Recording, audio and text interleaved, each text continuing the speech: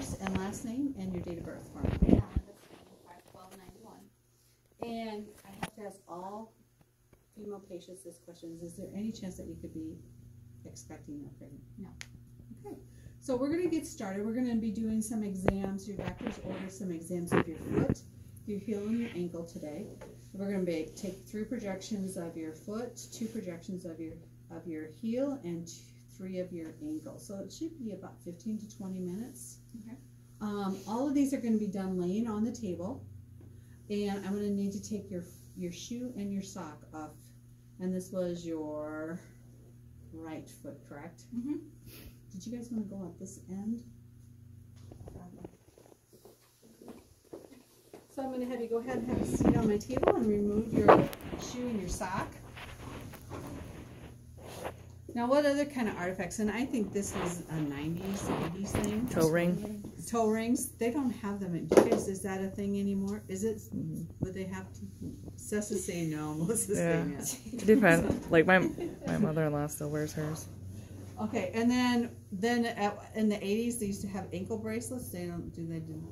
They did that in the 90s a little bit. A little bit in the 90s, so but not anymore. Somebody's got one on. Who's got it on? Somebody has a bracelet on their ankle usually. All right, so so we can have ankle bracelets. So those are some of the artifacts that would remove. Now, and I think this is a 2000 thing.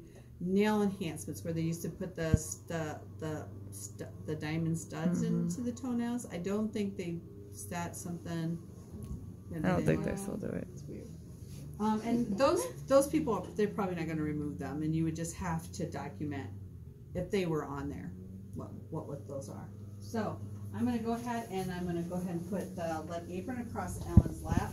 Now, our book states the patient should lay flat, but most patients are better. I think they're more comfortable sitting up doing these x-rays. So it's up to you if you want, if I have an elderly patient and they're real shaky, I usually have them lay flat. That kind of helps with the shakiness.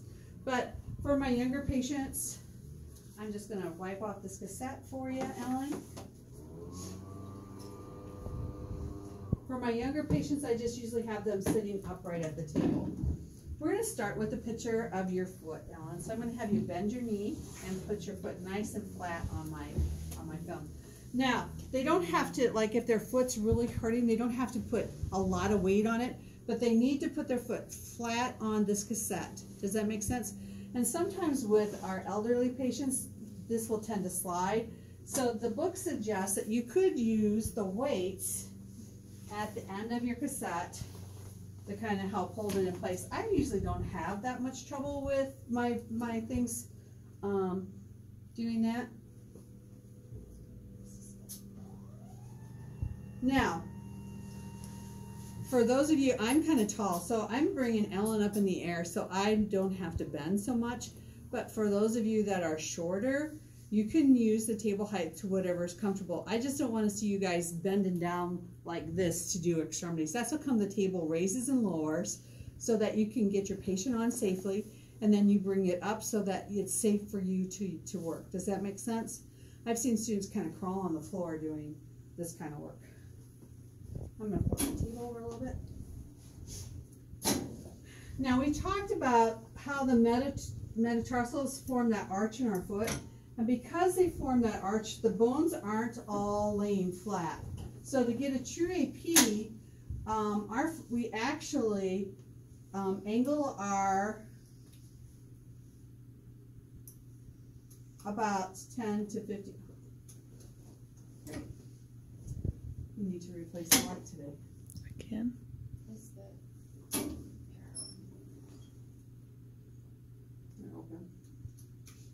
All right, so 10 to 15, I'm going to angle. I'm going to center at the base of her third metatarsal. So I'm going to go like here, and about right here is where my center ray is going to be. Her foot's, I'm going to collimate, so side to side. I have skin. I'm going to put my marker along her lateral side, so by the little toe here. And if you look on our film here, we never actually get a really good picture of the calcaneus on this one because of that way the ankle is projected, the tib fib is projected over top of it, the tibia and the fibula. Everybody good with that? So this is the projection I just took.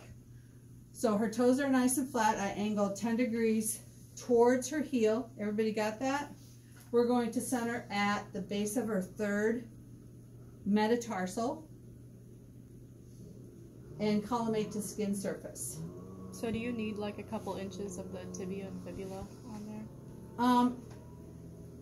Yeah.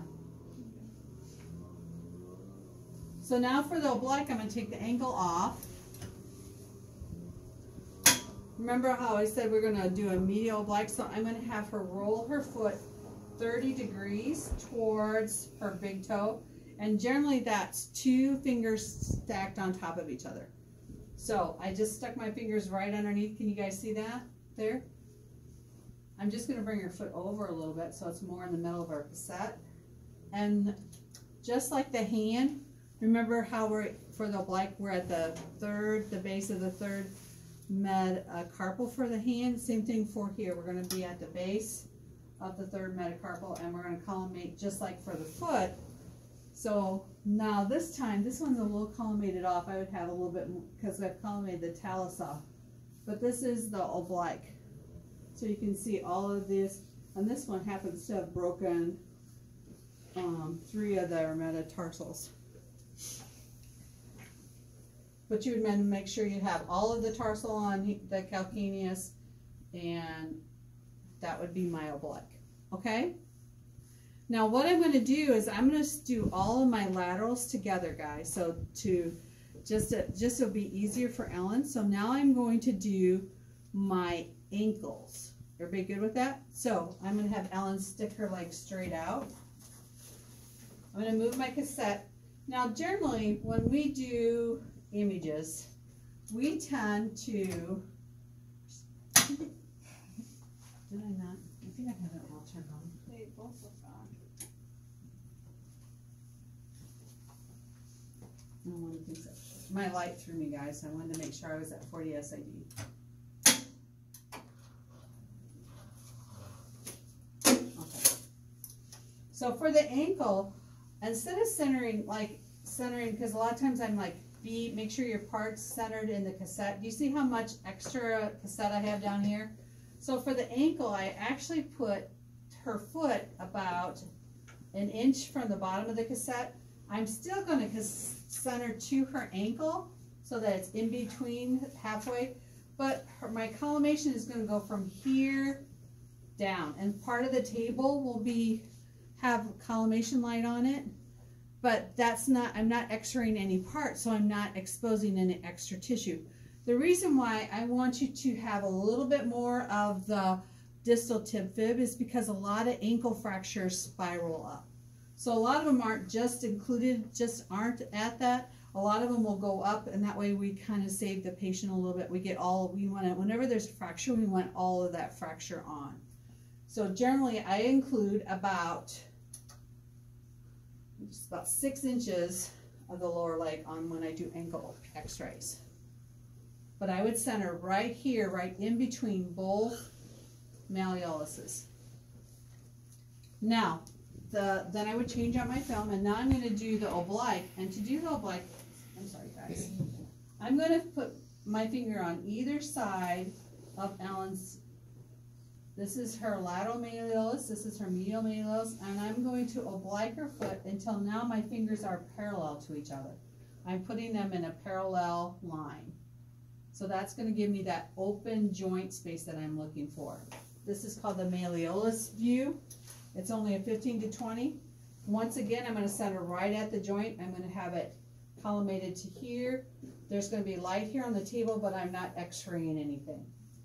Everybody good with that? So her foot doesn't really move from the lateral? From the AP, it did move. Yeah. Oh, Just it's okay. only 15 to 20, so it doesn't move a lot. Does that make sense? My whole leg moved. Did everybody see that? The whole leg moves, not just the foot. So the whole leg moves. Everybody good? Can you guys see from there? All right, this is the most difficult one. Now we're going to have Ellen put her foot straight up in the air, and she does a really good job. Do you see how this plane of the foot, her plane of the foot is perpendicular to the plane of the film. This is the plantar dorsal of the os calcis. So I'm doing this projection right now. And this one's a little dark, but here's the heel. So we want our foot straight up in the air. Sometimes to get that foot straight, we would put a piece of tape around and have the patient pull their foot back, but Ellen does a really nice job. I'm going to move this down here. I'm going to angle 40 degrees towards her heel.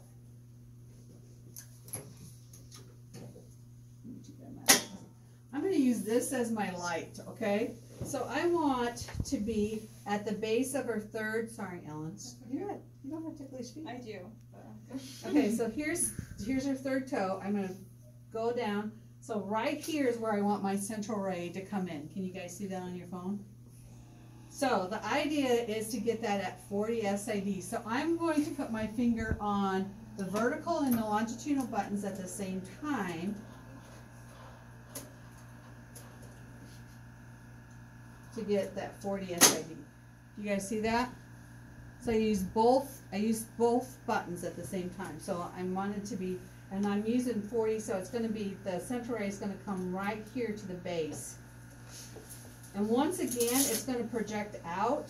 So we put her base of her foot about an inch from the end of the cassette because it's going to project my image to here at that 40-degree angle. Everybody good with that? So we're going to put her foot 1 inch from the edge of the cassette because with that 40-degree angle, it's going to throw my image up towards her knee. Everybody good with? Instead of centering her foot. Instead of going like this, then my image is going to be too far off. Everybody, do you guys understand what I'm saying? I didn't try the light this morning. I just assumed. Okay, so I've done AP and oblique foot, I've done AP and oblique ankle, and I've done the plantar dorsal of the heel. So now I'm going to do my laterals.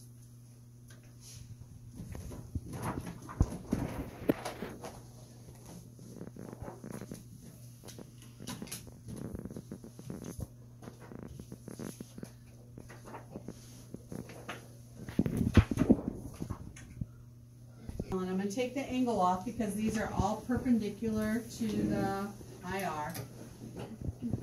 I'm going to remeasure to 40 SID.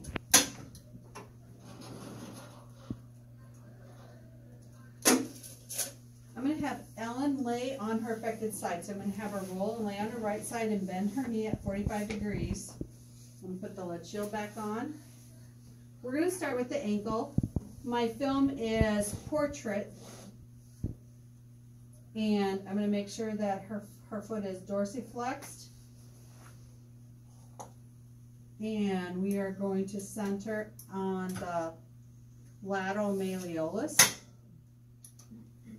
So my central ray would come down and it would be right here on this spot, right here. Right on her medial, it's on her medial malleolus, not on her lateral, but it's exits the lateral. But it's right here. Her foot's dorsiflexed, and it's right centered right here. And lengthwise once again, so that I have more of the distal lower leg. Everybody good? I'm going to leave her positioned just like this, and I'm going to do the lateral calcaneus. Now I'm going to find her medial malleolus. I'm going to go down 1 inch. I'm going to collimate to just so that I have that tibial, that tuberosity of the fifth metatarsal and part of the ankle joint and all of that calcaneus. So like a 5x5 square. That one years ago we used to be able to use a cone, cylinder cone. That's what that one lateral is showing. But on ours we're going to include the base of the fifth metatarsal. Okay, so now I'm going to have her pick up her leg. I'm going to turn my film so now that it's landscape to do the lateral foot. So ankle, heel, portrait, foot, landscape. Can you guys see the difference? why I want to do the foot in landscape, because the foot's longer than it is taller. Does everybody good with that? So I'm going to turn it so it's landscape. One of my big pet peeves about feet is that I want to make sure that the edge of my cassette is parallel to the edge of my foot. Remember, we have those digital cassettes and I see people going like crosswise. I'm sorry, Ellen. No, I'm making a face about the crosswise. It's my pet peeve too. So I always want to, even when I have that 14 by 17, I always want the bottom of my foot parallel with the edge of my cassette. So, and then I've got it centered in the middle here. I'm going to put my marker on, and this time I'm going to center to the base of the metatarsal. So I'm going to be centering right here on her foot. I'm going to collimate so I have part of her ankle on there, but all of her, so I'm going to have the distal 1 inch of the tib fibs and all of the foot on there. Everybody good with that? Now, one Ellen lay is really nice. Sometimes when you look at people, if you're not in a true lateral, do you see how her heel is up in the air? Can you guys take a picture of that? So that means her knee is rotated too close to the film. So we wanted to make sure that it's nice and parallel. You guys see that? This is a true lateral. Or sometimes people go the other way where the toes are up in the air. So you want to make sure it's in a true lateral. Did you guys get a good picture of that? Mm-hmm. So you want to make sure that the toes are touching, the heel's touching, not one's up or down. You guys see the difference? So that's in a nice true lateral. And I also like that one. You can see the ankle's kind of coming in at an angle. If you guys can look here, I've got Ellen's foot kind of coming in nice and straight too, and not like this. So I'm kind of a big person. I'm about making sure everything's perpendicular and straight. Just your name goes on these films. I like them to look nice and sharp. Okay? Any questions about that? And when you lab test, if you can keep the laterals together, it goes so much faster, guys. And it's much more comfortable with your patients. But, you know, it's just easier to put them all together like that. Any questions about that?